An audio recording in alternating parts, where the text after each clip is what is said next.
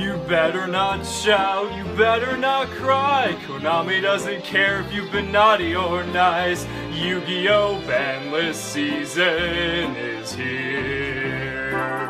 What's going on, guys? It's Cimo. Not only a few minutes ago did I just start getting bombarded with messages that the February 2018 ban list is out and in full effect. So I pulled up the page and there's already a bunch of hits just from the initial opening of the page. So I saw a little bit, but for the most part, you guys are going to be getting my live reactions for the rest of the list, and we're going to be discussing how this is going to affect the course of the game moving forward. So I hope you guys are ready for some live reactions. I know a lot of us have been waiting for this. I know I have. So without further ado, let's go ahead and get right into it. So as you can see here, it was updated on February 2nd, 2018. This is on the UK's page, which is a little bit different because typically it's on the NA page as well, but it's the real list. Like, this is 100% the real thing. It's going to be effective starting February 5th, 2018. Now that's a really big deal because that means this is going to be legal for YCS Atlanta, and it's going to shake up that whole format because I think a lot of us were thinking it was going to come after that, but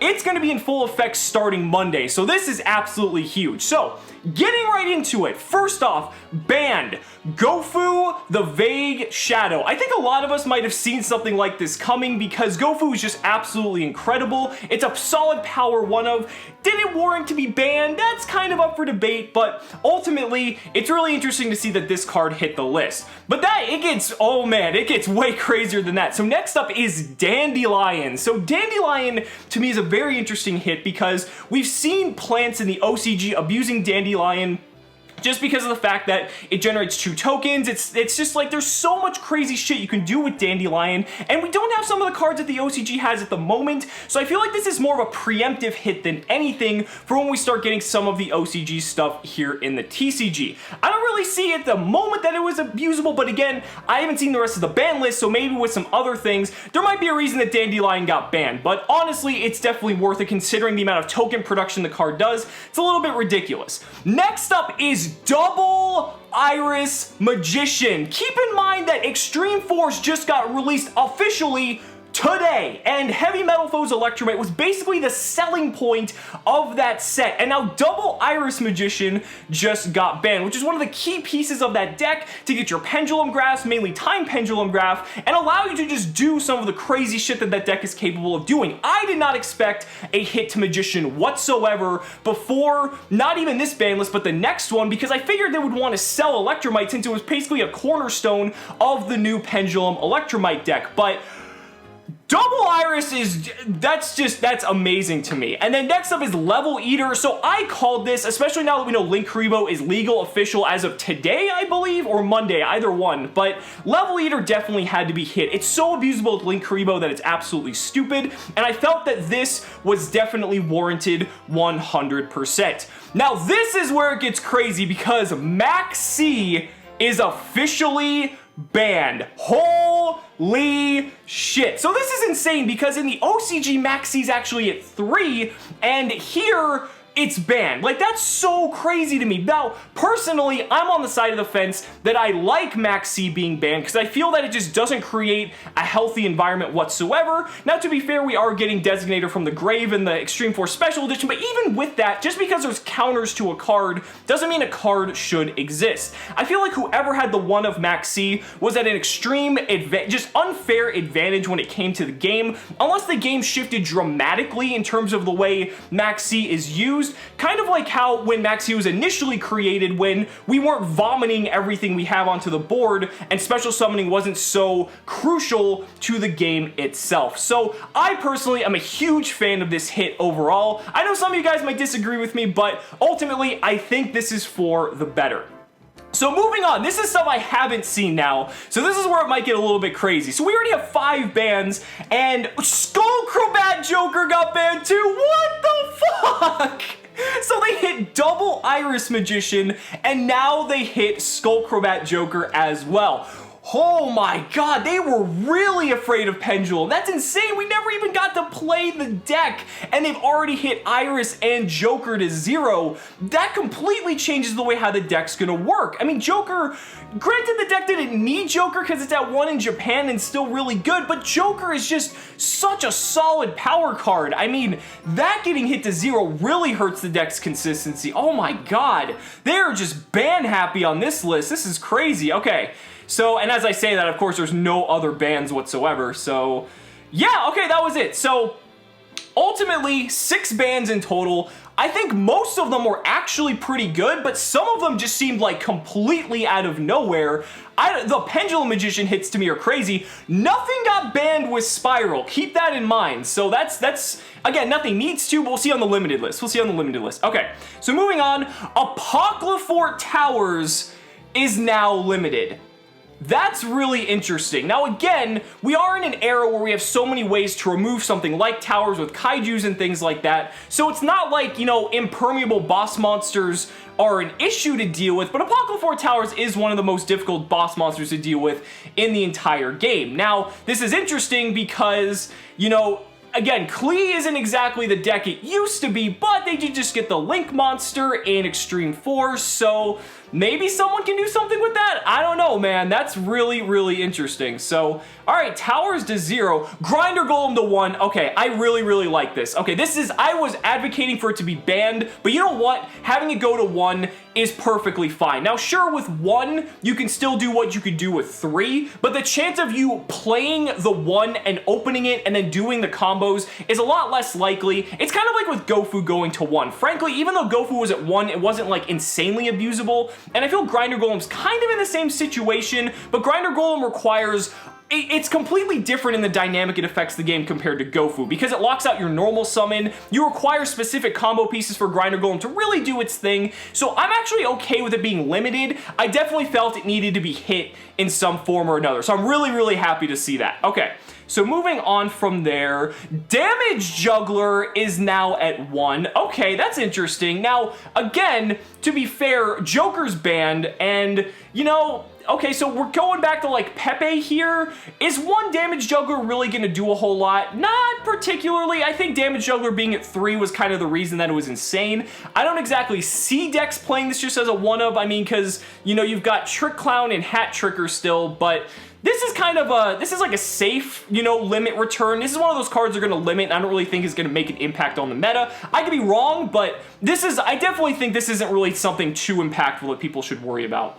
And now we got Firewall Dragon. Nice. Okay, so again, this is another thing I predicted because I feel that Firewall Dragon just enabled so many stupid degenerate loops in multiples, but by itself, as a 1-of, I feel like it's an okay card. It's still extremely abusable as a 1-of, but I feel like when you had multiple copies, you were able to do so many unfair things that it just got out of hand, and I feel like having it at 1 is a very nice, safe place for it. We've seen it in the OCG as well. They followed suit with this, or excuse me, we followed suit after them, and I feel like this is a very, very good place for Firewall Dragon. Some people might disagree because it kind of stops some degenerate strategies, but at the same time, I think for the health of the game, this is very, very good.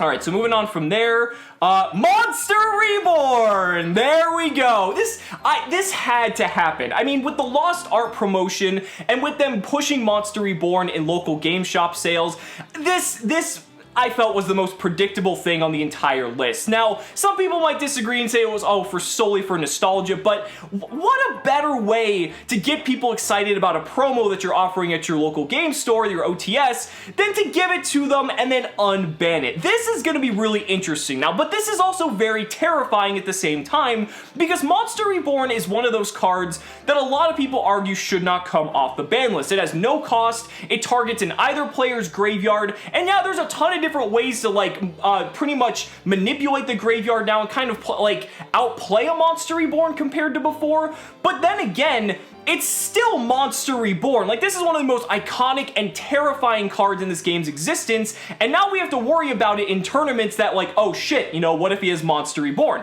That's a real threat again, and it's exciting and kind of scary at the same time, but I think it's cool we get to play with those Lost Art promos more importantly. So, that's pretty neat. We'll see how that goes. Spiral Resort to 1. Okay, so this is what I predicted was going to happen to Spiral, and I'm glad to see that they did this. It's interesting because they didn't need to hit Master Plan, and I feel like this kind of puts the deck in check. Is the deck dead necessarily? Again, I haven't seen the rest of the list, but from what I see so far, 1 Resort is tough because, no pun intended, but 1 Resort makes the deck lose a lot of its resilience to being targeted, and it loses a lot of its recyclability, and it's kind of what really made the deck as strong as it is. Now you only have, you know, 1 Resort for 3 terraforming, like...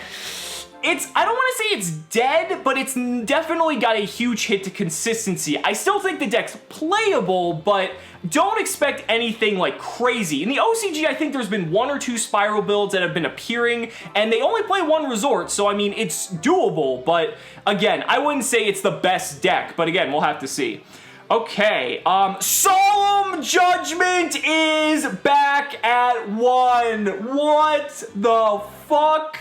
Holy shit, okay, this is fucking awesome. So, Solemn Judgment, well, it's awesome and it's terrible at the same time. It's kind of like Monster Reborn. Solemn Judgment to me is one of those cards that I personally feel should never come unbanned. And the reason I feel it should never come unbanned is due to the fact that Solemn Judgment is a card, albeit a trap card, you can always activate it at any time. And I really don't like that because of the fact that as long as you have more than 1 life point, you can always use this card. Now again, it's a trap, so it's a bit slower, but it's basically the big middle finger of your deck now because of the fact that it just says no to whatever you want that your opponent has. Now, it can't stop, you know, it pretty much, it's like the ultimate just like no. I mean, there's limits, but this card, I don't know, man. It's cool to see that we have Judgment, Warning, and 3 Strikes for now. Again, we haven't gotten to semi-limits, but so we kind of have a little Solemn Brigade coming back again, but I don't know, man. Solemn Judgment, that's scary. That's fucking scary. Okay, so that's it for the limited cards. Man, they've hit a lot of cards on this list. This is crazy. Okay, let's get on to the semi-limits and then talk about this list. No semi-limits. Okay, so... yeah, alright, I mean, nothing really to say there. You guys know I hate the semi-limited list anyway, so I'm fine with that. So let's see. Make sure, yeah, nothing new. Okay, and then for the oh shit, there's a lot of unlimits. Artifact Morale Tack. Okay, we've been advocating for Morale Tack to go to 3 forever now, so that's fine. Cool, artifacts, hey. BLS is at 3. That's, again, 2 didn't do anything, so that's maybe for, like, BA. Card Trooper to 3 is interesting. Okay. Again, it's not Troop Dupe Scoop anymore, but, I mean, it's still Card Trooper to 3. That's pretty cool. Thunder King Ryo to 3 is interesting, just for stun players. I like that. Brio to 3, again, not going to change anything. People are only playing 1 at most with the errata. Brain Control to 3, doesn't matter. El Shadal Fusion to 3, okay, interesting. Future Fusion to 3, again, 1 of at most. Mind Control to 3 is actually really neat. I like that a lot. That could be really cool, especially with Lynx now. Preparation of Rites is at 3. Necros players are you're just inching that much closer, guys. Sacrifice to 3. Okay, that in tandem with Apocalyphort Towers at 1 is actually very interesting because now the fact you have Sacrifice at 3 really gives a huge boost to that deck. Again, you lost a little bit because of the fact that Pendulum Summoning got hindered in Master Rule 4, but Sacrifice going to 3 definitely helps that deck out a lot, and that's really, really interesting. Bottomless to 3, okay, another card that could have been at 3 a long time ago, so nice to see that. Ceasefire to 3, Chainburn players rejoice. Oh, Jama Trio to 3, wow, they're just moving a ton of shit off. Thank you, they're listening. I noticed that the semi-limited list seems so tiny, and now I know why. They just moved everything from 2 to 3. Torrential to 3, whoa, okay. So that's the last one. That, I think, might be one of the most biggest impactful hits on here because now we have 3 Torrential, 1 Regeki, 1 Dark Hole. That's really, really cool. I really like that. Okay, so overall, where does the meta stand after looking at this list? Well, we have to think. Spirals just had Spiral Resort hit, which is a very big hit, but it's not like the crippling blow that I would say really is going to put the final nail in the deck's coffin. The deck's still playable, but it's not, I don't know if it's the best deck per se. Then you move on to Pendulum Magician, and it gets really interesting because with Double Iris and Joker being hit, that actually really hurts the deck's consistency a lot. But Electromite still exists, Astrograph is still at 3, which is the main abuser of Electromite, so the deck's probably still playable for sure, but it definitely got a very big hit losing Double Iris because now you can't search Time Pendulum Graph as easily, and Joker losing like kind of your filler combo card for your normal summon, so that hurts a lot. Trickstar Reincarnation is still at 3. Keep that in mind because that actually matters a lot. Lightsworn looks fine. Yeah, I mean, Max C's gone. That's going to actually really shake things up a lot. I mean, granted it was a one-of, but still.